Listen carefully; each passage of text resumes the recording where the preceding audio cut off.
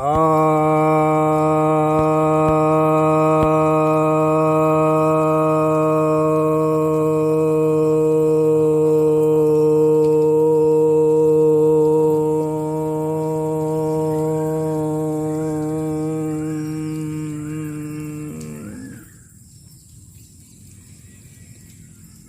भक्तजनों को सप्रेम नमन।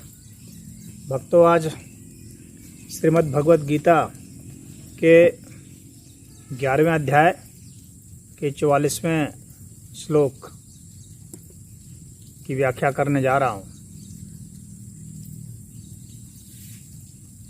अर्जुन उवाच, अर्जुन कहते हैं, अर्जुन के द्वारा कहा गया यह श्लोक है। तस्मात् प्रणम्य प्रणिधाय कायं प्रसादये त्वामहम् ईशम् ईडयम् पितेव पुत्रस्य सखेव सख्युः प्रियः प्रियायः अर्हसि देव सोढुम्। तो यहाँ अर्जुन कह रहे हैं कि आपको मैं प्रणाम कर रहा हूँ साष्टांग सभी अंगों के साथ। प्रणिधाय मतलब प्रणिधान जो है इस तरह से प्रणाम करने की प्रक्रिया है जिसमें कि सारे अंग जो है वो समर्पित हो जाते हैं और कह रहे हैं कि आप तो सभी के ईश हैं, यानी सभी के स्वामी हैं। और ईडयम शब्द का प्रयोग हुआ है। ईडयम अर्थात स्तुति करने योग्य, जिन्हें स्तुति हम करते हैं। तो आप इस योग्य हैं कि आपकी स्तुति हम क्या सभी लोग करते हैं।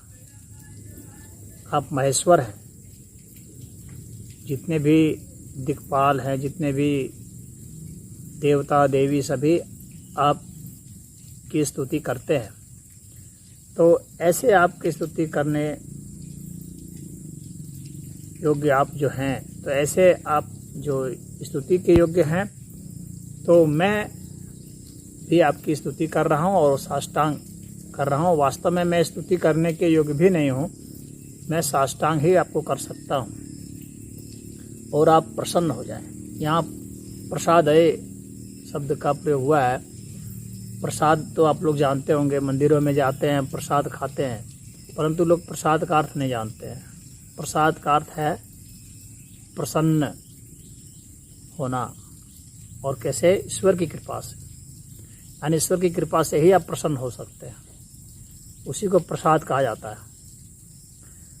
तो कह रहे हैं कि इसलिए मैं आपको यहाँ पर प्रणाम कर रहा हूँ और आपसे निवेदन कर रहा हूँ। तो क्या निवेदन कर रहा हूँ? कि आप मुझे क्षमा कर दें। मेरे द्वारा जो कुछ भी आपका अपमान हुआ है, 3 कारणों से पीछे अर्जुन ने बताया था कि अपमान हुआ है। एक तो प्रमाद के कारण,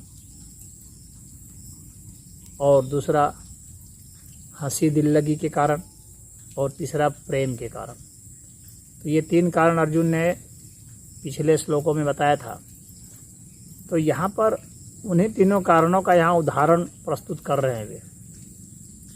कौन कौन सा उदाहरण दे रहे हैं? कह रहे हैं कि जिस तरह से पिता जो है वो पुत्र की जो धृष्टता होती है उसको क्षमा कर देता है।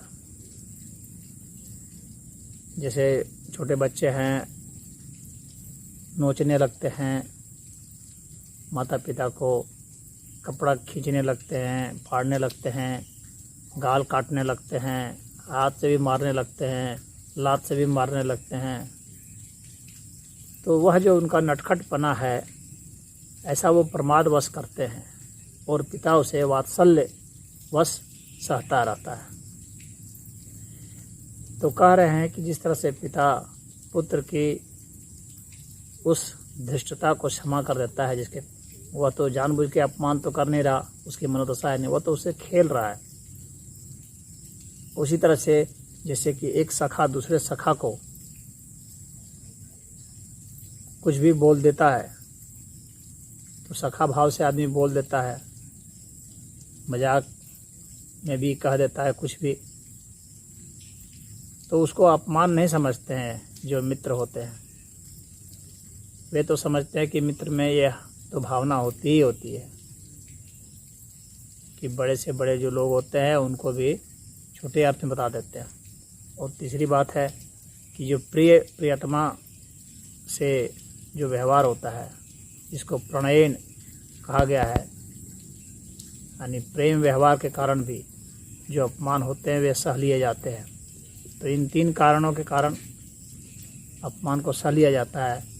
तो उन्हीं तीनों का उदाहरण यहाँ पर दिया गया है और कहा गया है कि इसी तरह से आप भी मेरे द्वारा जो कुछ भी आपके प्रति अनादर के शब्द कहे गए हैं उसको आप सह लीजिए, क्योंकि आप ईश हैं, आप सबके स्वामी हैं, आप में वह क्षमता है सहने की, तो उसको आप सह लीजिए। यह जो अध्याय है इसमें सारे रसों का प्रयोग हुआ है,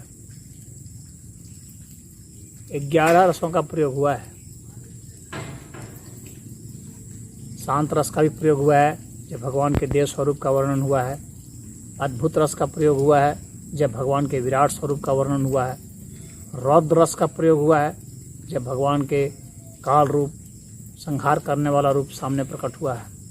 विभत्स रस का भी प्रयोग हुआ है जब भगवान के विकराल मुंह और दाढ़, जबड़े, इन सब का वर्णन हुआ है, उसमें विभत्स रस का प्रयोग हुआ है। वीर रस का प्रयोग हुआ है जब अर्जुन को भगवान ने कहा है युद्ध करने के लिए, ललकारा है। दास रस का भी प्रयोग हुआ है जब अर्जुन साष्टांग दंडवत की बात कर रहा है और अपने को दास बता रहा है। करुण रस का प्रयोग हुआ है जब अर्जुन देख रहा है कि सारे राजा लोग और सारे योद्धा लोग वो बेचारे जा रहे भगवान के मुंह में समाते जा रहे हैं, तो उसके मन में करुणा की भावना भी आ गई है, तो वह करुण रस का भी प्रयोग हुआ है। फिर सखा रस का प्रयोग हुआ है जब अर्जुन भगवान से कह रहा है कि मैं सखा हूँ आपका, तो सखा भाव की बात भी कर रहा है। वात्सल्य रस का प्रयोग हुआ है कि पिता पुत्र का जैसे वात्सल्य होता है उस तरह से वात्सल्य समझ करके आप हमें क्षमा करेंगे। माधुर्य रस का प्रयोग हुआ है, पति पत्नी के संबंध, प्रेमी प्रेमिका के संबंध के विषय में बताया गया है, तो यह माधुर्य रस का प्रयोग हुआ है। और हास्य रस का भी प्रयोग हुआ है जब अर्जुन ने कहा है कि हंसी मजाक दिल लगी में मैंने आपको अपमानजनक शब्द कहे हैं, उसके लिए आप मुझे क्षमा कर दीजिए। तो इस तरह से 11वां रस का वर्णन इस अध्याय में हुआ है। यह एक खूबी है, ऐसा किसी दूसरे अध्याय में नहीं है। तो अर्जुन यहाँ पर यह कहना चाह रहे हैं। अब अगले श्लोक में हम लोग देखेंगे कि वे आगे और क्या कहते हैं। ओम।